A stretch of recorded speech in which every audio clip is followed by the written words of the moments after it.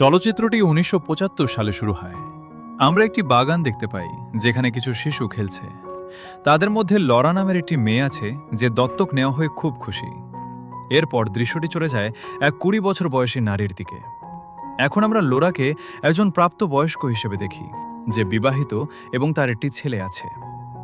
LORA তার স্বামীর সাথে মিলে সেই অনাথ আশ্রমটিই কিনেছেন যেখানে তিনি ছোটবেলায় থাকতেন। তার স্বপ্ন হলো অনেকগুলো শিশুকে দত্তক নেওয়া, যাতে তারা একাকিত্ব বোধ না করে, এবং তার স্বামী এই পরিকল্পনায় তাকে সমর্থন করেন। বাড়িতে ওঠার সময় তার ছেলে সাইমন খুব মনমরা হয়ে পড়ে, তাই লোরা তাকেও তার স্বামীকে নিয়ে সমুদ্রের ধারে হাঁটতে যায়। সেও তার স্বামী কথা বলতে শুরু করে। এদিকে সাইমন কাছের একটি গুহায় ঢুকে পড়ে। সে সেখানে অনেকক্ষণ থাকে। সাইমনকে খুঁজে না পেয়ে লোরা ও তার স্বামী চিন্তিত হয়ে পড়েন। তারা তাকে ডাকে। সে বেরিয়ে এসে বলে যে সে ভিতরে একটি বাচ্চার সাথে খেলছিল। সে টমাস নামের এক নতুন বন্ধু বানিয়েছে। লোরা এটা উপেক্ষা করে তাকে বাড়ি নিয়ে যায়, কিন্তু সাইমন পথে অনেক শামুক ফেলে রাখে যাতে টমাস সেগুলো অনুসরণ করে তার বাড়ি যেতে পারে। দিন গড়িয়ে যায়, আর দিন যত গড়ায় সাইমনের আচরণ খুবই অদ্ভুত হয়ে ওঠে। সে প্রতিদিন অদৃশ্য জিনিসের সাথে কথা বলতে শুরু করে। লোরা এবং তার স্বামী এটা লক্ষ্য করেন, কিন্তু তারা মনে করেন তার শুধু কাল্পনিক বন্ধু আছে। এর মানে হলো সে শুধু নিজের মাথায় মানুষ তৈরি করছে। একদিন সাইমন লোরাকে ৬টি শিশুর একটি ছবি দেখায়। তাদের মধ্যে একজন মাস্ক পরে আছে। সাইমন বলে এই শিশুটি হলো টমাস, তার প্রথম বন্ধু। সে বলে ওরা সবাই তার বন্ধু এবং ওরা তাদের সাথে একই বাড়িতে থাকে। কিন্তু লোরা এখনও তার কথা উপেক্ষা করে। দিন গড়িয়ে যায় এবং এক ঝড়ো রাতে বেনিগনা নামের এক মহিলা তার দরজায় আসে। তিনি বলেন যে তিনি একজন সমাজকর্মী এবং সাইমনের খোঁজ নিতে এসেছেন। তার কথা থেকে আমরা জানতে পারি যে সাইমন লোরার আসল ছেলে নয়। তাকে লোরা দত্তক নিয়েছিল। তার HIV নামের একটি রোগও আছে। মহিলাটি খুবই রূঢ়ভাবে কথাটা ব্যাখ্যা করে, যা লরাকে দুঃখিত ও ক্রুদ্ধ করে তোলে। রাগের মাথায় সে মহিলাটিকে বাড়ি থেকে লাথি মেরে বের করে দেয়। রাত নেমে আসে এবং লোরা বাইরে কয়লার ঘর থেকে একটা শব্দ শুনতে পায়। সে বাইরে গিয়ে দেখে সেখানে কেউ একজন লুকিয়ে আছে। সে তাদের ধরার আগেই লোকটি পালিয়ে যায়। আমরা পরে জানতে পারি যে তিনি জিনা নামের একজন মহিলা ছিলেন। পরদিন সকালে আমরা দেখি সাইমন একটি খেলা খেলছে। যখন লোরা তাকে এ ব্যাপারে জিজ্ঞেস করে, সে বলে, আমার বন্ধুরা আমাকে এই খেলাটা শিখিয়েছে। এতে আমাদের কিছু ধাঁধা সমাধান করতে হয়। প্রতিটি ধাঁধা পরেরটি সমাধানে সাহায্য করে, এবং যখন আমরা শেষ করি আমরা একটা বড় পুরস্কার পাই। আর তুমি কি জানো আমি কি পেয়েছি? ধাঁধাগুলো সমাধান করার পর আমি এই কাগজগুলো খুঁজে পেয়েছি। এতে লেখা আছে, আমি তোমার ছেলে নই, তুমি আমাকে দত্তক নিয়েছিলে এবং আমার HIV হয়েছে। আমি শীঘ্রই মারা যাব। লোরা খুব দুঃখ পায়, যদিও সে সাইমনের অনেক যত্ন নেয়। তাদের প্রায় সমস্ত টাকাই সাইমনের ওষুধ কিনতে খরচ হয়ে যায় এবং তারা তাকে সুস্থ করার জন্য সর্বাত্মক চেষ্টা করছে। আচ্ছা, আজ সে সাইমনকে কিছুই বলছে না। কয়েকদিন কেটে যায় এবং তারা একটি পার্টির আয়োজন করে। পার্টি চলাকালীন সাইমন আবার লোরার সাথে অভদ্রভাবে কথা বলে এবং রাগে লোরা তাকে চড় মারে। সাইমন পালিয়ে যায়। যখন লোরা অনেকক্ষণ দূরে সাইমনকে দেখতে পায় না, তখন সে উপরতলায় তাকে খোঁজে। সে তাকে কোথাও খুঁজে পাচ্ছে না, কিন্তু তারপর সে সেই শিশুটিকে দেখতে পায় যার কথা সাইমন বলেছিল, টমাস নামের মুখোশধারী ছেলেটি। লোরা তার মুখোশটা ধরে সেটা খুলে ফেলার চেষ্টা করে। হঠাৎ ছেলেটি লরাকে বাথরুমে ঠেলে ঢুকিয়ে দেয়, দরজাটা বন্ধ করে পালিয়ে যায়। লোরা অনেক শোরগোল করে, অনেকে তাকে সাহায্য করতে এগিয়ে আসে, কিন্তু কোনো সূত্র খুঁজে পায় না। লোরা ও তার স্বামী তাদের নিখোঁজ ছেলের জন্য খুব শোকাহত হয়ে পড়েন এবং এভাবেই ৬ মাস কেটে যায়। একদিন বাড়ি ফেরার পথে লোরা একটি ভয়াবহ দুর্ঘটনা দেখে। একটি গাড়ি এক মহিলাকে ধাক্কা দেয় এবং তার চোয়াল পুরোপুরি ভেঙে যায়। লোরা বুঝতে পারে যে এই মহিলাটি হলো বেনিগনা, সাইমনের মামলার প্রধান সন্দেহভাজন। এই কারণে পুলিশ তার বাড়িতে তল্লাশি চালিয়ে জানতে পারে যে বেনিগনা সেই একই অনাথ আশ্রমে কাজ করতে যেটি লোরা কিনেছিল। বেনিগনার টমাস নামেও এক পুত্র ছিল। তার সন্তানটি দেখতে অন্যরকম ছিল। তার মুখমণ্ডল বিকৃত ছিল।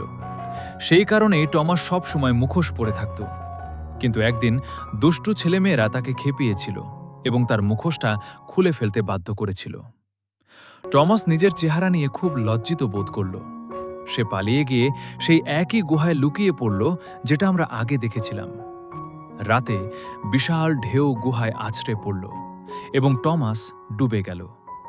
বেনিগনা এমনকি এই বিষয়টি পুলিশকেও জানিয়েছিল, কিন্তু তারা শিশুদের শাস্তি দেয়নি, কারণ তারা খুব ছোট ছিল। যখন লোরা এই কথা জানতে পারে, তখন সে একজন মাধ্যমের কাছে যায়। ইনি এমন একজন ব্যক্তি যিনি ভূত প্রেতের সাথে কথা বলতে পারেন।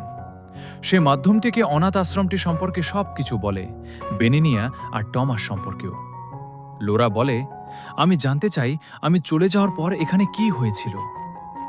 নিজের ক্ষমতা ব্যবহার করে মাধ্যমটি বাড়িটিতে যায় এবং অতীতের সবকিছু দেখতে পায়। সে এক ভয়ঙ্কর সত্য জানতে পারে। তার ছেলের প্রতিশোধ নিতে বেনিগনা বাচ্চাদের খাবারে বিষ মিশিয়েছিল এবং তারপর তাদের মৃতদেহ কয়লার গুদামে লুকিয়ে রেখেছিল।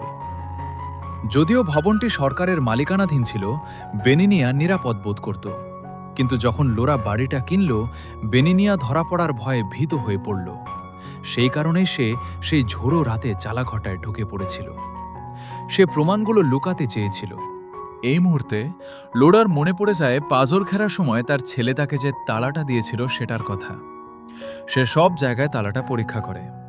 যখন সে চালাঘরের দরজায় এটা চেষ্টা করে, তখন সেটা খুলে যায়। ভিতরে সে শিশুদের হাড়গুলো খুঁজে পায়। এতে তিনি ভয় পেয়ে যান এবং পুলিশকে ফোন করেন। পুলিশ এলাকাটি ঘিরে ফেলে। শিশুদের মৃতদেহগুলো অবশেষে নিয়ে গিয়ে কবর দেওয়া হয়। এই ঘটনায় লোরার স্বামী খুব মর্মাহত। সে এক্ষুনি চলে যেতে চায়, কিন্তু লোরা তাকে চলে যেতে বলে। আমি থেকে খোঁজ নেব আমার ছেলের কি হয়েছে, ও কোথায় গেছে। স্বামী চলে যাওয়ার পর লোরা অনাথ আশ্রমটিকে ঠিক আগের মতোই সাজিয়ে তোলে, যেমনটা বহু বছর আগে ছিল। সে শিশুদের আত্মাদের তার কাছে নিয়ে আসার জন্য সব রকম চেষ্টা করে। সে আগের মতোই খাওয়ার টেবিলটা সাজায়। সে নাম লেখা পুতুলগুলো চেয়ারের ওপর রাখে। সে ঘন্টার পর ঘন্টা বসে অপেক্ষা করে, কিন্তু তারা আসে না। একদিন লোরা সেই খেলাটা খেলে যেটা সাইমন খেলত। সাইমনের কাল্পনিক বন্ধুরা তার সাথে খেলা করে। যখন সে খেলাটি শুরু করে, তখন শিশুরা উপস্থিত হয়। ভুতুরে শিশুরা তাকে এক এক করে সূত্র দেয়। সে সেগুলো সমাধান করতে করতে অবশেষে একটি গুদাম ঘরে পৌঁছায়। সেখানে সে দেয়ালে একটি গর্ত খুঁজে পায়। একটি গোপন দরজা আবির্ভূত হয়। যখন সে তার তালাটাটা ব্যবহার করে, দরজাটা খুলে যায়। ভিতরে সে তার ছেলে সাইমনকে দেখতে পায়। তাকে দেখে সে হতবাক হয়ে যায়। তাকে কাছে জড়িয়ে ধরে সে কাঁদে। সে মনে করে সাইমন এখানে 6 মাস ধরে ঘুমিয়েছিল, এবং যেহেতু সে আত্মাদের সঙ্গে ছিল, তাই কতটা সময় কেটেছে তা সে জানত না। সে তাড়াতাড়ি চলে যাওয়ার চেষ্টা করে, কিন্তু আমরা দেখছি সে ধরে আছে শুধু একটা কম্বল। সে যে জীবিত সাইমনকে দেখেছিল, সেটা ছিল কেবলই এক ভূত বা বিভ্রম। সে আরও তাকায় এবং একটি শিশুকে মুখোশ পরা অবস্থায় দেখতে পায়। সে ভয়ে ভয়ে শিশুটির দিকে এগিয়ে যায়, এবং যখন সে মুখোশটা খুলে ফেলে, তখন বুঝতে পারে যে এই শিশুটি হল তার নিজেরই ছেলে সাইমন। তিনি কয়েক মাস আগে মারা গেছেন এবং তার দেহ পচে গেছে। শুধু তার হাড়গুলোই অবশিষ্ট আছে। এবার সিনেমাটিতে একটি ফ্ল্যাশব্যাক দেখানো হয়, যেখানে ব্যাখ্যা করা হয় সাইমন আসলে কিভাবে মারা গিয়েছিল।